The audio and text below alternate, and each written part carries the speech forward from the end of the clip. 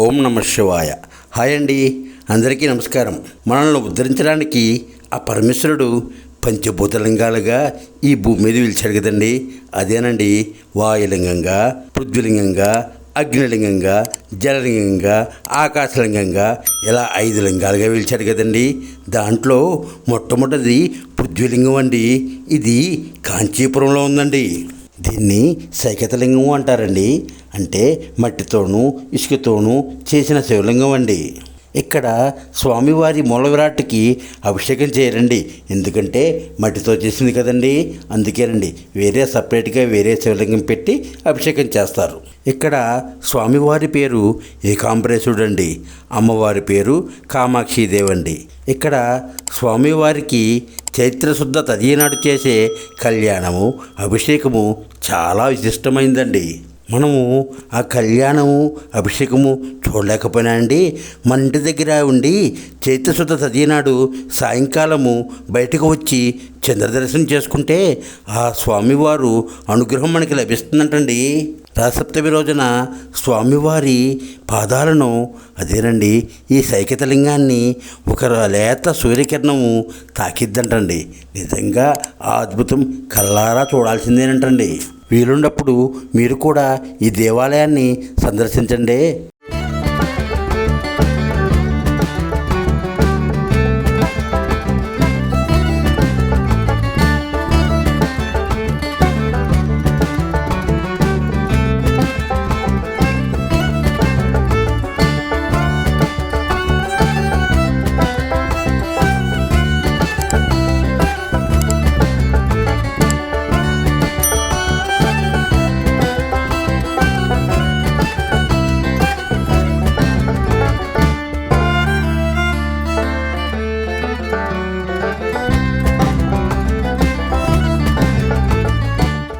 పంచభూతలింగాల్లో రెండవదైన తమిళనాడులోని జంబుకేశ్వరంలో కొలువై ఉన్న జంబుకేశ్వర జలలింగం గురించి తెలుసుకుందామండి.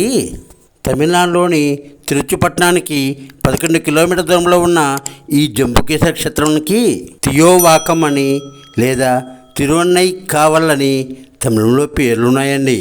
ఈ క్షేత్రంలో ఈ జలలింగానంటండి ఏనుగులు, సాలిపులుగులు, అదేనండి శ్రీకాళహస్తిలోలాగా పూజించినందువలన ఈ క్షేత్రానికి తియోవాకం అని, తిరువన్నై కావాలని పేర్లు వచ్చాయంటండి. జంబుకేశ్వరం అనే పేరు కూడా అందుకే వచ్చిందంటండి. పూర్వం ఇక్కడ జంబు వృక్షాలు, అదేనండి తెల్ల నేరేడు చెట్లు చాలా ఎక్కువగా ఉండేయంటండి. అందుకే ఈ క్షేత్రానికి జంబుకేశ్వరం అని పేరు వచ్చిందంటండి. ఈ క్షేత్రం కావేరీ నది ఒడ్డున ఉందండి.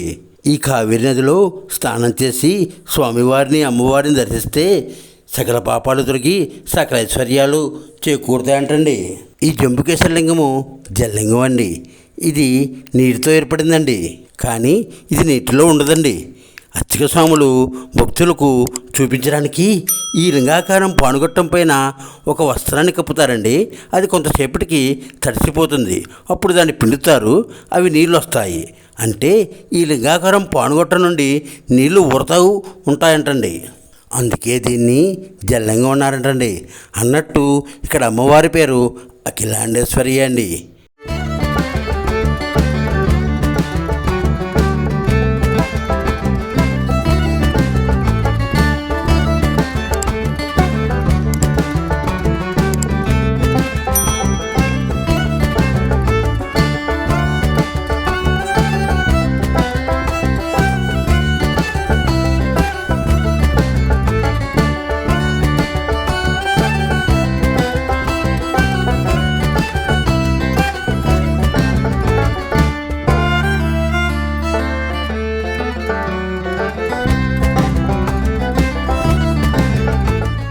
పంచభూతలింగాల్లో మూడోదైన వాయులింగం గురించి తెలుసుకుందామండి.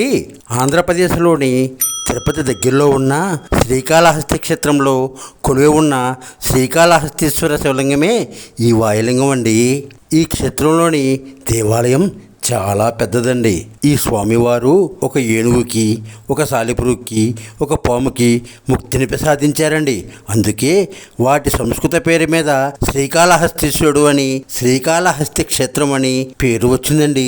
శ్రీ అంటే సాలిపురుగండి, కాళీ అంటే పామండి, హస్తి అంటే ఏనుగు అండి. ఈ మూడు కలిపితే శ్రీకాళహస్తి. ఈశ్వరుడు కనుక శ్రీకాళహస్తీశ్వరుడు, శ్రీకాళహస్తి క్షేత్రం అని పేరు వచ్చిందండి. ఈ భూమిపైన ప్రాణమున్న ఒకే ఒక్క శివలింగం ఈ శ్రీకాళహస్తి శివలింగం అండి. ఎందుకంటే స్వామివారి ఉచ్ఛ్వాస నిశ్వాసలు అంటే ఊపిరి పీల్చుకోవటం, వదలటం మనం ఈ గుళ్ళో ప్రత్యక్షంగా చూడవచ్చండి. గర్భాలయంలో ఎన్ని దీపాలు ఉన్నా స్వామివారి శివలింగం దగ్గర ఉన్న ఒక దీపము స్వామివారి ఊపిరి పీల్చుకున్నప్పుడు, వదిలినప్పుడు అటు ఇటు కదలడం మనం ప్రత్యక్షంగా చూడవచ్చండి. ఈ క్షేత్రంలో జరిగే రాహుకేతువుల పూజ, కాలసర్ప పూజ చాలా విశిష్టమైనవండి. అవి చేయించుకుంటే వివాహం కాని వాళ్ళకి వివాహం అవుతుంది, సంతానం లేని వాడికి సంతానం కలుగుతుంది. అలాగే ఎటువంటి దోషాలున్నా పోతాయండి బాబు. ఈ శ్రీకాళహస్తీశ్వరుడు తన పరమభక్తుడైన భక్త కన్నప్పను కొండపై ఉంచి తాను కింద ఉన్నాడండి. దీనికి అర్థము తనని నమ్మి కొలిచిన భక్తులకు ఎల్లవేళలా ఉన్నత స్థానంలో ఉంచి వారిని కాపాడతానని చెప్పకనే చెబుతున్నాడండి స్వామివారు. స్వయంభవంగా వెలిసిన ఈ శ్రీకాళహస్తీశ్వర శివలింగం పైన సర్పము, సాలీడు, ఏనుగు గుర్తులను మనం ఇప్పటికీ చూడవచ్చండి. ఈ శివలింగాన్ని ఇక్కడున్న అర్చక స్వాములు తాకరండి. ప్రతిరోజు ఉదయం జరిగే పచ్చకర్పూరంతో చేసే అభిషేకము స్వామివారి శివలింగాన్ని తాకకుండా చేస్తారండి. ఎందుకంటే ప్రాణమున్న స్వయంభవ వాయులింగేశ్వరుడు కదండి ఈ శ్రీకాళహస్తీశ్వరుడు. అందుకొని అర్చకులు తాకరండి. ఈ క్షేత్రంలో కొలువై ఉన్న అమ్మవారి పేరు జ్ఞానపశునాంబ తల్లండి. తనను నమ్మి కొలిచిన భక్తులకు జ్ఞానాన్ని ప్రసాదించే చల్లని తల్లండి. ఈ తల్లి నిలుచుని ఉండి సకలాభరణాలు ధరించి చతుర్భుజాలతో శాంతమూర్తిగా కామితార్థ వరప్రదాయనిగా మనకు దర్శనమిస్తుందండి. ఇక్కడే జగద్గురువులు ఈశ్వరాంశ సంభూతులైన శ్రీ ఆదిశంకరాచార్యుల వారు శ్రీచక్రాన్ని ప్రతిష్ఠించి అమ్మవారిని కొలిచి అమ్మవారిని ప్రసన్నం చేసుకున్నారంటండి. ఇంతటి మహిమగల ఈ క్షేత్రాన్ని ఒక్కసారి చూసి తరించాల్సిందేనండి.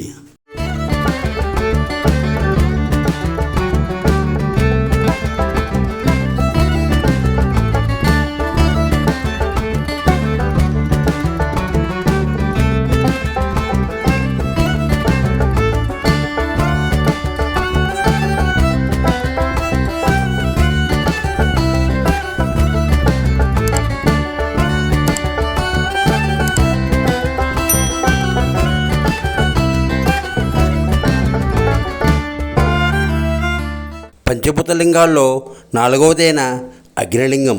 ఇక్కడ ఉన్న శివలింగం పేరు అరుణాచలేశ్వరుడు అండి. అమ్మవారి పేరు అపితకుచలాంబాదేవి అండి. మనకంటండి ఎన్నో జన్మల పూర్వపుణ్యం ఉంటే తప్ప ఈ అరుణాచలంలోకి అడుగు పెట్టలేమంటండి. జీవుడు ఎన్నో జన్మలు ఎత్తుతూ ఉంటాడు కదండి. ఒక శరీరం విడిచి మరొక శరీరం పొందుతూ ఉంటాడు కదండి.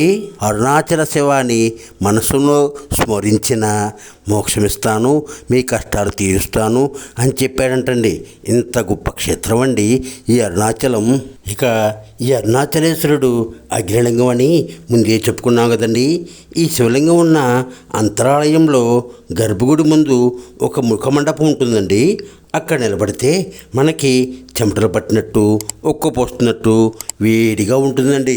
శివలింగం నుంచి వచ్చే వేడి మన శరీరానికి తగులుతుందండి. ఈ మహిమ మనం ప్రత్యక్షంగా చూడవచ్చండి. అక్కడ ఒక్కచాట తప్ప మిగతా గుడి ప్రాంగణం అంతా కూడా చల్లగా ఉంటుందండి. కానీ ఇక్కడ మాత్రం ఒక్కబోసినట్టు వేడిగా ఉంటుందండి. అదే ఈ శివలింగం నుంచి వచ్చే వేడిగాలి తీవ్రమైన అగ్ని బగబగా మండుతూ ఉంటే మనం తట్టుకోలేం కదండి. అందుకే ఈశ్వరుడు ఈ అగ్నిలింగం నుంచి మనకి చెమటలు పోస్తున్నట్టు, కొంచెం ఉక్కపోస్తున్నట్టు అలా వేడిని చూపిస్తూ ఈ అగ్నిలింగం తానేనని చెప్తూ ఉంటాడంటండి. ప్రతి కార్తీక పౌర్ణానికి ఇక్కడ ఉన్న అరుణాచల కొండపైన జరిగే ఈ అఖండ దీపోత్సవం కల్లారా చూడాల్సిందే తప్ప మాటల్లో చెప్పలేవండి బాబు.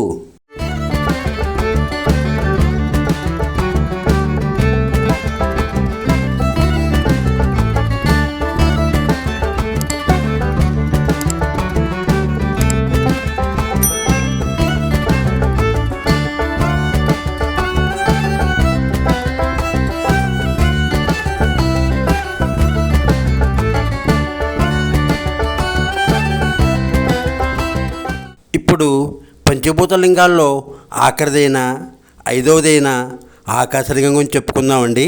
అందుకలడు ఇందు లేదని సందేహము వలదు హరి అని భక్త ప్రహ్లాదుడు చెప్పాడు కదండి. అలాగే భక్తవత్సలుడగు పరమేశ్వరుడు కూడా ఈ విశ్వంలో ఆకాశమే ఆకారమై, భూమియే విభూతి అయి, అగ్నియే త్రేత్రమై, వాయువే జడలమై, జలమే జగమేరు మందహాసమై భక్తులను పాలిస్తున్నాడు కదండి. ఈ మాట నేను ఎందుకన్నానంటే అండి, ఈ చిదంబరం దేవాలయంలో మనం వెళ్తే మనకు అక్కడ శివలింగం కనిపించదండి. గోడ మీద బంగారపు మారేడు దళాల దండ, అదేనండి బిల్వపత్రాల దండ వేలాడదీసి ఉంటాయండి.